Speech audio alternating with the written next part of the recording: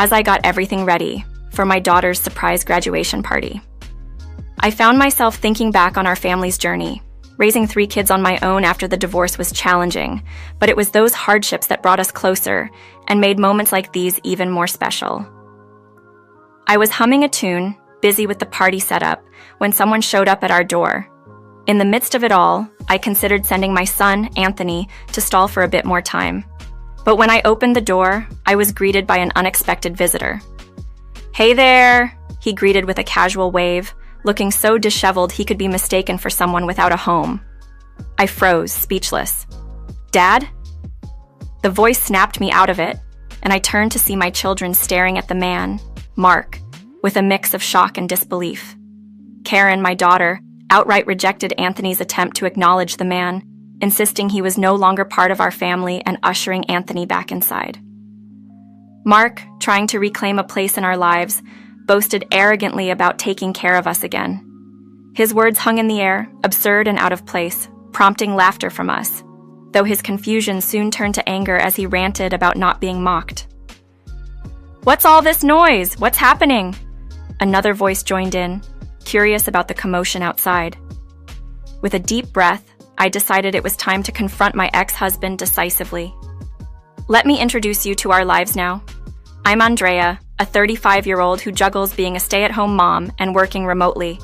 Even though life hasn't turned out exactly as I expected, I've built a good career in an engineering advertising firm, nurtured important relationships, and found joy in my life. Our mornings are full of energy. Between my middle school son, Anthony, asking why I didn't wake him up sooner, and my high school daughter, Karen, who does well in school but is timid when it comes to romance. Mark, my husband, who was once my mentor at work, now often gets caught up in his phone, leaving me to manage the household's bustling dynamics.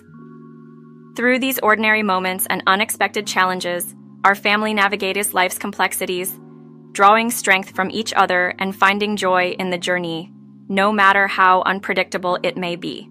When I first met him, he was earnest, yet his lack of attention to detail and unreliability in crucial moments were apparent.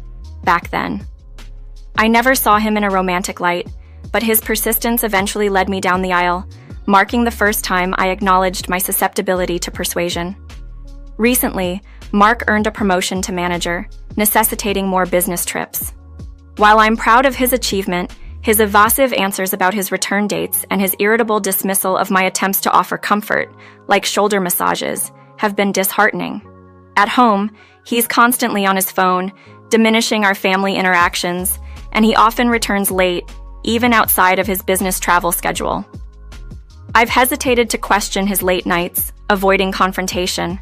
Today, like many times before, he's vague about his trip details. His sporadic homecomings are treated as ordinary, expecting meals on demand. My gentle inquiry about his return was met with an explosive response, chilling the once peaceful atmosphere. Shocked, I barely held onto a plate, apologizing for my question, only to watch him leave the room with a mix of anger and guilt, not uttering a single word. As he slammed the door behind him, my attempt to discuss finances was cut off, leaving an unsettling silence in his wake. Karen, noticing the tension, turned to me while Anthony's grip on his mug betrayed his anxiety. I attempted to diffuse the situation, blaming myself for adding stress to Mark's already heavy workload. Karen, ever supportive, reassured me it wasn't my fault, her embrace offering a brief solace amidst my swirling emotions. Realizing it was time for school, I urged my children to leave, catching only muffled words from Anthony as he hurried out, leaving a trail of dust behind. Karen's backward glance, filled with concern, met my forced smile, a smile that couldn't mask the lingering unease. After they left, the silence felt as oppressive as a dark, isolated cave, amplifying the echo of Mark's harsh departure. The quiet house, now void of its usual morning chaos, seemed to hold the weight of his words, a stark reminder of the distance growing between us. In the face of adversity, I've learned to push aside the negative feelings, sometimes even giving myself a little pep talk to stay motivated. With Mark no longer contributing financially, it's on me to ensure our children have everything they need. Drawing from my past experience, I've embarked on a career as a graphics designer. The income isn't always predictable, but my determination to provide for my family keeps me going. I remind myself, to stand strong. Even as I finish up the laundry, enjoying the beauty of a day marked by a single cloud in the sky, and humming tunes from my youth to keep the spirits high. Mark's frequent business trips have become the norm, with his returns home before the late hours becoming increasingly rare. When I tentatively ask about his late nights, his responses are dismissive, leaving no room for discussion. His communication has dwindled to brief, cold exchanges, a stark contrast to the partner I once knew. His indifference as he walks away leaves me momentarily stunned, but I quickly regather my composure. My primary concern now shifts towards our financial stability, acknowledging the reality that I cannot rely on Mark for support. I've managed to organize our finances into 4 separate accounts, one for my graphics designer income and daily expenses, another for the mortgage payments to Trust Bank, and a third reserved for absolute emergencies. While the first account is currently stable, the thought of the long-term mortgage payments brings a sense of dread. I avoid dwelling on this, choosing instead to focus on the immediate tasks at hand. However, upon checking the rarely accessed emergency account, I'm confronted with an unexpected and unfamiliar withdrawal. The discovery is unsettling, sparking concerns of potential fraud, especially since my children are unaware of these accounts. The possibility of a scam crosses my mind, but the selective withdrawal pattern doesn't fit. This prompts a deeper worry, bringing to mind a suspicion that's hard to shake off. As I grapple with this new financial mystery, I also confront the personal toll of these stresses. My failing eyesight not helped by presbyopia, the fine lines marking the passage of time, and the lasting marks from too many nights fallen asleep at the desk. Yet, in this moment of reflection, I decide to stop being harsh on myself.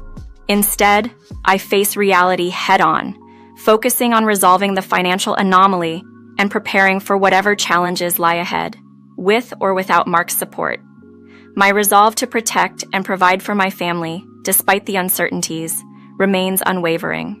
It seems like a distant dream for Mark to come home while the daylight still graces the sky, almost as unlikely as expecting a sudden hailstorm tomorrow. As I watch over the chicken sizzling on the grill, I can't help but brace myself for the inevitable critique from Mark at dinner, lamenting the meal's lack of excitement. Cooking and moments alone used to offer brief respites from my daily worries, but now they're overshadowed by a growing sense of dread. I've been mulling over how to confront Mark about the mysterious withdrawal from our emergency fund. With the kids usually sequestered in their rooms until dinner, I thought I might have a chance to broach the subject tonight, but finding the right words felt daunting. Just as I was wrestling with my thoughts, Mark excused himself to the bathroom, leaving me torn between relief at avoiding a difficult discussion and frustration at missing an opportunity. His phone, left behind on the table, buzzed with a notification, displaying a name I didn't recognize. The temptation to investigate was overwhelming, especially knowing Mark would be occupied for a while. With a racing heart, I edged closer to the table and caught a fleeting glimpse of the message, only to be interrupted by footsteps. Hastily, I returned the phone to its spot as my son, Anthony, inquired about dinner. I reassured him it would be ready shortly, my mind racing with the knowledge that tonight's dinner complaints might extend beyond the culinary. Later, with the house enveloped in silence and my family asleep, I couldn't shake off the urge to delve deeper into the mystery of that message. Driven by a mix of duty and apprehension, I tiptoed out of my room, motivated by the need to uncover the truth. Mark's snoring confirmed he was deep in slumber, thanks in part to the beer I'd encouraged him to have with dinner. Navigating the dimly lit hallway, I approached Mark's room, the air thick with the scent of alcohol. I pressed on, determined not to let the unpleasant smell deter me. Reaching his bedside, I eyed the phone, its cable a lifeline from the outlet. I knew unplugging it would awaken the screen, potentially revealing more than I was prepared for. Yet the need for answers guided my trembling hands. In the quiet of the night, with my heart heavy and hands trembling, I carefully disconnected Mark's phone from its charger. Pressing the screen to my chest, I ensured it remained dark as I tiptoed back to my sanctuary, my room. The tears I hadn't realized were threatening spilled over as I gently wiped them away with my pajama sleeve.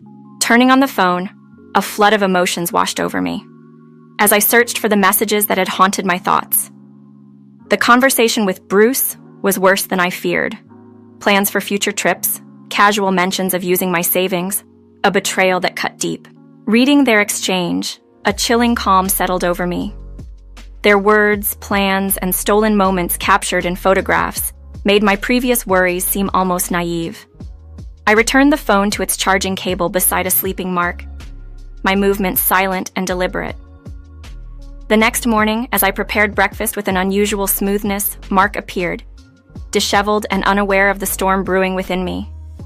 My greeting was icy, a sharp contrast to the warmth of the rising sun. His casual inquiry about breakfast halted as I confronted him with the reality of his actions and the existence of Bruce. The confrontation escalated quickly from disbelief to anger. His reaction to my declaration for a divorce, a plate thrown in anger, shattering behind me, marked the end of any semblance of civility. My children, drowned by the noise, witnessed the aftermath of his fury. Karen's quick thinking to record the confrontation and Anthony's silent preparedness with a baseball bat underscored the gravity of the situation. Despite the tension, I urged caution, fearing for their safety. The day's events were overwhelming, leading to a professional setback as I had to request an extension for the first time. When Mark returned, he nonchalantly placed divorce papers on the table, his actions final and devoid of any warmth that once existed between us. My children's support for the divorce, evident in their readiness to protect and stand by me, was a small comfort in the face of such profound betrayal and upheaval. This painful chapter, marked by confrontation and the stark reality of divorce, underscored the resilience and unity of my family. Despite the fear and uncertainty, the strength to move forward came from the support we found in each other, ready to face a new beginning, however daunting it may seem. The decision to divorce felt like stepping into unknown waters. I was apprehensive, unsure if I could shoulder the financial responsibilities alone. Yet, after opening up to Karen and Anthony about my concerns, we found unity in our resolve. Karen offered to contribute with her part-time job earnings, and Anthony volunteered for more household duties. Accepting their help wasn't easy, but it was our way forward, together. 2 weeks after, this heartfelt family discussion. The absence of Mark brought a surprising sense of relief. My worries persisted, yet the atmosphere at home became lighter, more bearable. With legal advice, we finalized the divorce, stepping into a new chapter that, despite its challenges, felt refreshingly hopeful. 2 years on, the journey hadn't been easy. Karen juggled her studies with work, a sacrifice that, despite my protests, kept us afloat. When her exam results didn't meet our hopes, the weight of guilt was heavy on my shoulders. Yet, she stood firm, owning her decisions with maturity beyond her years. Anthony's adeptness in managing household chores lightened the load considerably, though not without its moments of familial tension, especially concerning laundry duties. Reflecting on these 2 years, it's clear that life post-divorce tested us in ways we hadn't anticipated. But together, we've navigated through the toughest times. Preparing a special dinner to celebrate Karen's acceptance into medical school, I'm filled with pride and gratitude. This celebration is more than just her academic achievement. It's a tribute to our collective resilience and support for one another. As I'm setting up for our small party, the unexpected arrival of Mark interrupts the preparations. His disheveled appearance and mismatched clothes take me aback. My children's reaction to him, a mix of rejection and astonishment, underscores the distance and changes in our lives. Mark's attempt to reinsert himself into our lives, met with disbelief and laughter from us, highlights the absurdity of his expectation. The disruption he causes is a stark reminder of the journey we've embarked on since our separation. Yet, as we stand together, facing whatever comes our way, it's clear that our strength as a family lies not in the absence of challenges, but in our unwavering support for each other. Gathering my composure, I stood tall and introduced Frank, my husband, to the unexpected visitor, Mark. Although I hadn't previously mentioned Mark's name to Frank, the introduction led to a tense moment as everyone gauged each other's reactions. Frank, with a courteous smile, revealed his role as the president of a key client company where Mark was employed. Their acquaintance seemed familiar to Frank, but Mark feigned ignorance, a situation that became awkward following Frank's pointed comments about Mark's recent professional missteps. Mark's denial and claims of infidelity were met with my calm yet firm correction. Our divorce was legally binding, debunking his baseless accusations. His demands for alimony were turned on their head when I presented evidence of his financial betrayal.